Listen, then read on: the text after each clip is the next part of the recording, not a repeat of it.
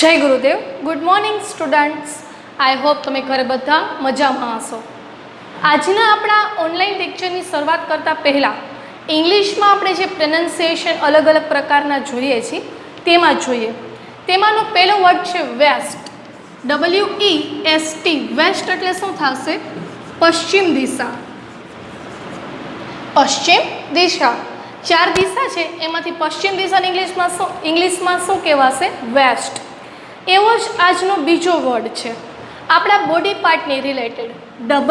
WAIST. Waste. એને શું કહેવાશે? વેસ્ટ. એને શું કહેવાય? કમર. એને ગુજરાતીમાં શું કહેવાશે? કમર. આપણા બોડી પાર્ટની અંદર કમર હોય એને ઇંગ્લિશમાં શું કહેવાશે? વેસ્ટ. બીજો એવો વર્ડ છે WASTE. વેસ્ટ એટલે થશે બગાડ કરવો. શું થશે? બગાડ કરવો. કમર અને બગાડ કરવો બેયના સ્પેલિંગ છે એના પ્રોનાઉન્સિએશન સરખા છે વેસ્ટ, પરંતુ એના સ્પેલિંગ કેવા છે? અલગ છે. પહેલાંનો સ્પેલિંગ શું થાય છે? WAIST. જ્યારે સેકન્ડ છે એનો સ્પેલિંગ શું થાય છે? WASTE. આ ત્રણેય વર્ડ તમે ધ્યાનમાં લેજો. નાવ લેટ સી અવર ગ્રામર યુનિટ 3. તો વિદ્યાર્થી મિત્રો, પ્રીવિયસ લેક્ચરની અંદર આપણે ગ્રામરમાં યુનિટ 3 પ્રિપોઝિશન એટલે કે નામી યોગી અવયવની આપણે સમજૂતી મેળવી હતી અને તેના આપણે અમુક એક્ઝામ્પલ જોયા હતા. અમુક પોઈન્ટ છે એ પાછા રિવાઇઝ કરું છું. જેમ કે આપણે કેટલા પ્રિપોઝિશન જોયા હતા? તો કે 6. તો એમાં પહેલું કયું છે? તો કે ઇન. IN. ઇન એટલે શું થશે? અંદર. I am in the kitchen. I am in the kitchen. હું રસોડામાં છું. નેક્સ્ટ છે અંડર. UNDER. અંડર એટલે શું થશે? નીચે. The monkey is under the tree. વાંદરો ઝાડ નીચે છે. અંડર એટલે શું થશે? નીચે. આ પ્રિપોઝિશનનો ઉપયોગ ક્યાં થાય? તો કે તે સ્થળનો નિર્દેશ કરે, કોઈ જગ્યાનો નિર્દેશ કે જગ્યા બતાવવી હોય તો આપણે કોનો યુઝ કરવો પડે છે? તો કે પ્રિપોઝિશનનો. થર્ડ છે બિટવીન. BETWEEN. બિટવીન એટલે શું થશે? વચ્ચે. Akash is sitting between the students. Akash છોકરાઓની વચ્ચે એટલે કે વિદ્યાર્થીઓની વચ્ચે બેઠો છે. નેક્સ્ટ છે ON. ઓન એટલે ઉપર. ON એટલે શું થશે? ઉપર. The book is on the table. The book is on the table. કે પુસ્તક છે એ ટેબલ ઉપર છે. ઉપર કે પર છે. પછીનું પ્રિપોઝિશન હતું નિયર. નિયર એટલે શું થશે? પાસે. NEAR. નિયર એટલે પાસે. પછીનું છે અક્રોસ. ACROSS. અક્રોસ એટલે પેલે પાર. કોઈ રસ્તો હોય કે કોઈ નદી હોય એની પેલે પાર હોય, બે બાજુ હોય તેને પેલે પારનો માટે શું વપરાશે આપણે? કે નદીની પેલે પાર જવું છે, બ્રિજની પેલે પાર જવું છે, એના માટે કોનો યુઝ કરશું? અક્રોસ. ACROSS. અક્રોસ એટલે શું થશે? પેલે પાર. તો વિદ્યાર્થી મિત્રો, હવે ગ્રામરની અંદર પેજ નંબર 16 એટલે કે 16 ઉપર તમને ઇન્સ્ટ્રક્શન આપી છે કે સમજૂતી આપી છે. એની અંદર ધેર ઇઝ અને ધેર આરથી વાક્યો. તો એટલે ખ્યાલ હોવો છે કે ટુ બીના રૂપ આપણે જોયા હતા. ટુ બી એટલે શું? હોવું, બનવું, થવું. તો વર્તમાન કાળમાં ટુ બીના રૂપ કયા છે? તો કે એમ ઇઝ આર. તો ધેર સાથે કેટલા આવશે? ધેર સાથે ટુ બીના રૂપ. એમાં વર્તમાન કાળમાં ઇઝ અને કોનો ઉપયોગ કરશું? તો કે આરનો. જો એક વચન હોય તો કોનો ઉપયોગ કરશું?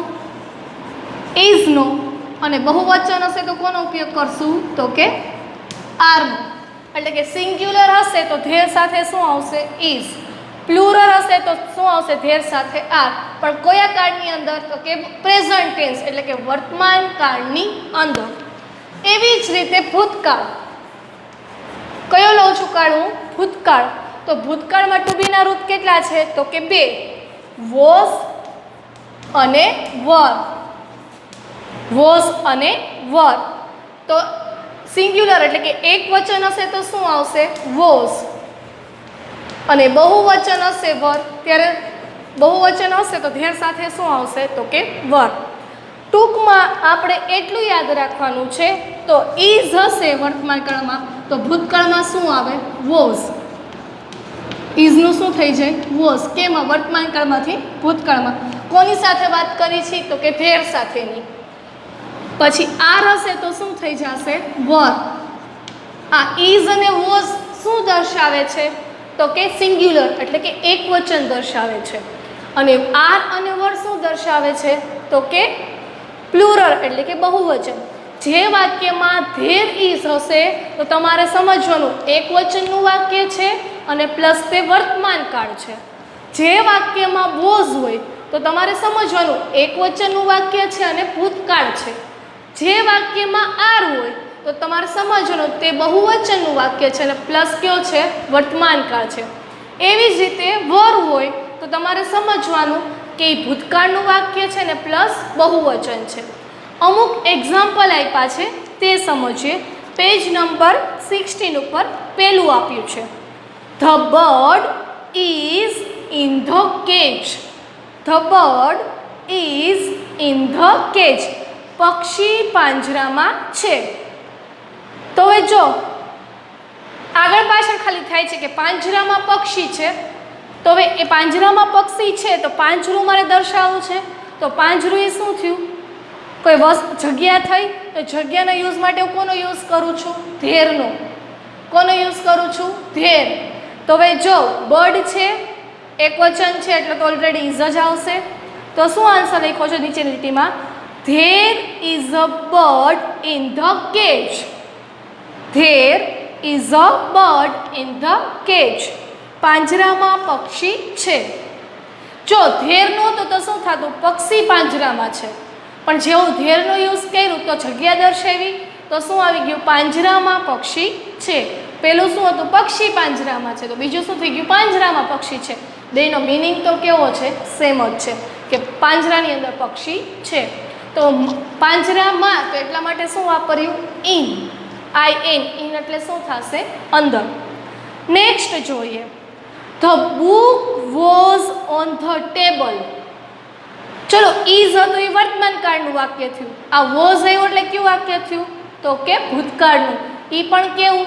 એક વચન એટલે કે સિંગ્યુલરનું. The book was on the table. પુસ્તક ટેબલ પર હતું. ચલો ઇઝ એટલું એટલે છે, અહીંયા વોઝ છે એટલે શું આવ્યું? હતું. ગુજરાતીમાં ખ્યાલ આવી છે હતું કઈ એટલે ભૂતકાળ હોય. એટલે કે પુસ્તક ટેબલ પર હતું. હવે ધેરનો ઉપયોગ કરીએ છીએ તો વોઝ જ આવશે ધેર સાથે. તો there was a book. There was a book on the table. કે ટેબલ પર પુસ્તક હતું. જો પેલું શું હતું? પુસ્તક ટેબલ પર હતું. તો હવે આપણે ધેરનો ઉપયોગ કર્યો તો વસ્તુ ક્યાં આવી જાય છે? જે જગ્યાનો નિર્દેશ કરે છે તે આગળ આવી જાય છે. ટેબલ પર પુસ્તક હતું. ધેરનો ઉપયોગ કરતી શું થાય છે? ટેબલ પર પુસ્તક હતું. થર્ડ જોઈએ, the cows are under the tree. Under એટલે શું થશે? તો કે નીચે. અંડર એટલે શું થશે? નીચે. ગાયો ઝાડ નીચે છે. હવે જો કાઉઝ આપ્યું છે એટલે કે પ્લુરલ ફોર્મ આપ્યું છે. કાઉઝ સાથે કોનો ઉપયોગ કર્યો છે? તો કે આરનો ઉપયોગ કર્યો છે. બહુવચન છે અને કેવું થશે? વર્તમાન કાળનું વાક્ય થશે કે ગાયો ઝાડ નીચે છે. ગાયો ઝાડ નીચે છે. તો હવે ધેરનો ઉપયોગ કરીએ છીએ તો શું થશે? There are cows. જો કાંઈ ડિફરન્સ નથી થતો, ધ નીકળી જાય છે ને એની આગળ શું લાગી જાય છે? There are. અને કાઉઝ પછી આર હતું તે ધેરની પહેલા, કાઉઝની પહેલા આવી જાય છે. તો there are cows under the tree. ઝાડ નીચે ગાયો છે. જો પેલું શું હતું? ગાયો છે એ ઝાડ નીચે છે.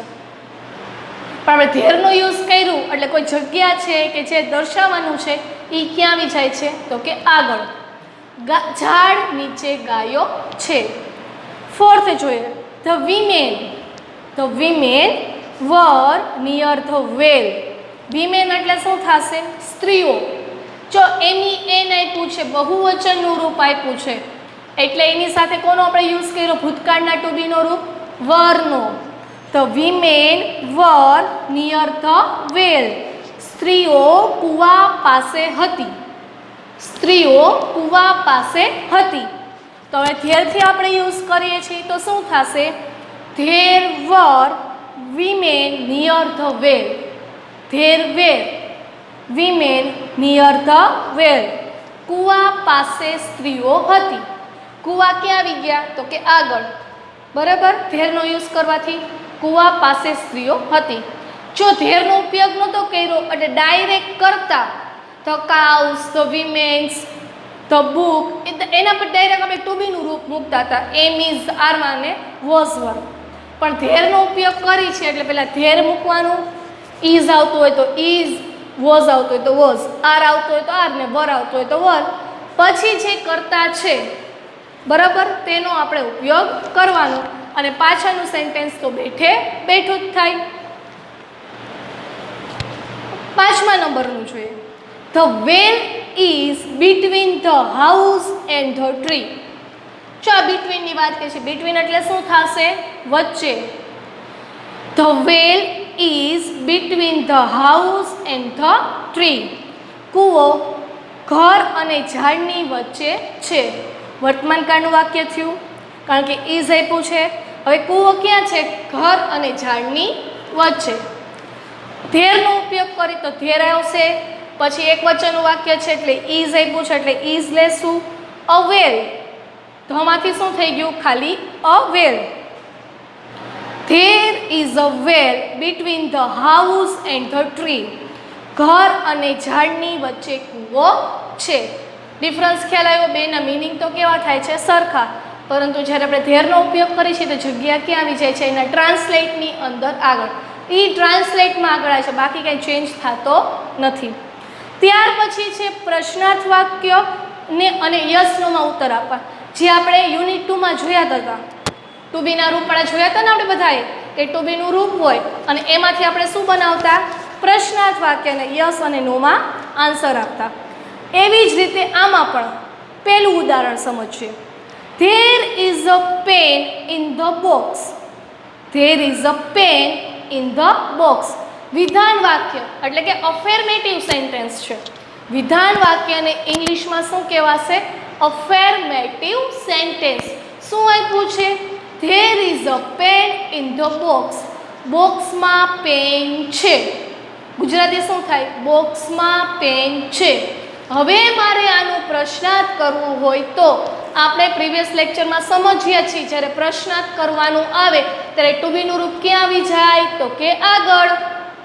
બરાબર, તો જો ટુ બીનું રૂપ ઇઝ છે એ ક્યાં આવી ગયું? આગળ. અને આઈ કેવો થઈ જશે? Capital. Is there a pen in the box? Is there a pen in the box? શું બોક્સમાં પેન છે? તો હવે આ કેવું થયું? ઇન્ટ્રોગેટિવ. ઇન્ટ્રોગેટિવ એટલે શું થશે? પ્રશ્નાર્થ વાક્ય.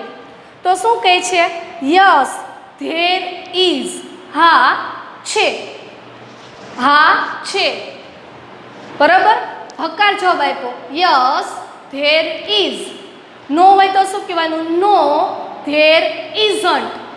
શું આપવાનું? There isn't. ના નથી. ઇઝ નોટનું ટૂંકું રૂપ શું થઈ જાય? ઇઝન્ટ. એવી જ રીતે આપણે બીજું વાક્ય જોઈએ. There are books on the table. There are books on the table. કે ટેબલ પર પુસ્તકો છે. તો હવે આને મારું પ્રશ્નાર્થ કરવું હોય તો શું થશે? આર ક્યાં આવી જશે? તો કે આગળ આવી જશે. Are there books on the table. Are there books on the table. શું ટેબલ પર પુસ્તકો છે? ઇન્ટ્રોગેટિવ થઈ ગયું. Yes there are. No there aren't. ઉપર વાક્યમાં ધેર ઇઝ સાથે જે ટુ બી આપ્યું હોય ધેર સાથેનું, એ જ આપણે પ્રશ્નાર્થ વાક્યમાં હકાર વાક્યમાં અને નકાર વાક્યમાં લેશું. ધેર સાથે ઇઝ હોય તો આગળ પ્રશ્નાર્થમાં ઇઝ આવી જાય. ધેર સાથે આર હોય તો પ્રશ્નાર્થ વાક્યમાં આગળ આર આવી જાય. અને હકાર અને નકારમાં પણ શું આવશે? તે જ ટુ બીનું રૂપ. Clear student? એના પછીનું એક્ઝામ્પલ સમજીએ. There were pens in the box. ઉપરનું વાક્ય હતું તે જ વાક્ય છે. ભૂતકાળમાં કર્યું અને પ્લસ કેમાં કર્યું? બહુવચનમાં કર્યું. ભૂતકાળમાં કર્યું અને બહુવચનમાં કર્યું. જો there were pens in the box. બોક્સમાં પેન હતી. બોક્સમાં પેન હતી. એનું ગુજરાતી શું થશે? બોક્સમાં પેન હતી. હવે મારે આનું પ્રશ્નાર્થ એટલે કે ઇન્ટ્રોગેટિવ કરવું છે તો વર ક્યાં આવી જશે? તો કે આગળ. એનો ડબલ્યુ કેવો થઈ જશે? તો કે capital. Were there pens in the box. શું બોક્સમાં પેન હતી?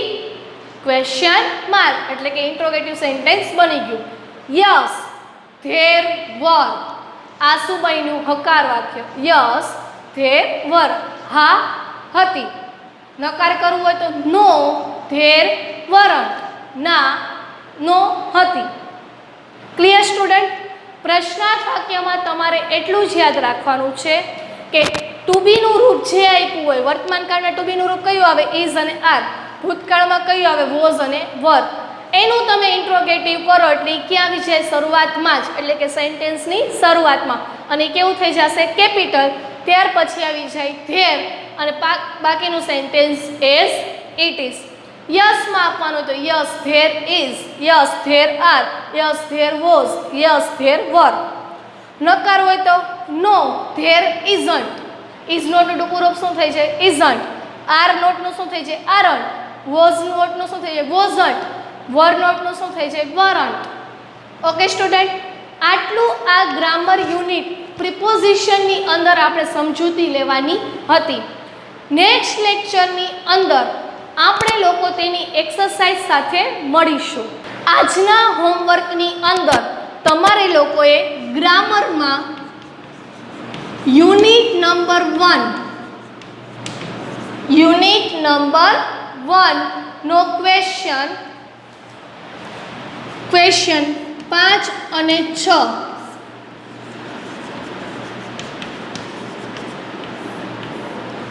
કયો કરવાનો છે? ગ્રામરમાં યુનિટ 1 ક્વેશ્ચન 5 અને 6 સ્વામાંથી લખવાનો છે.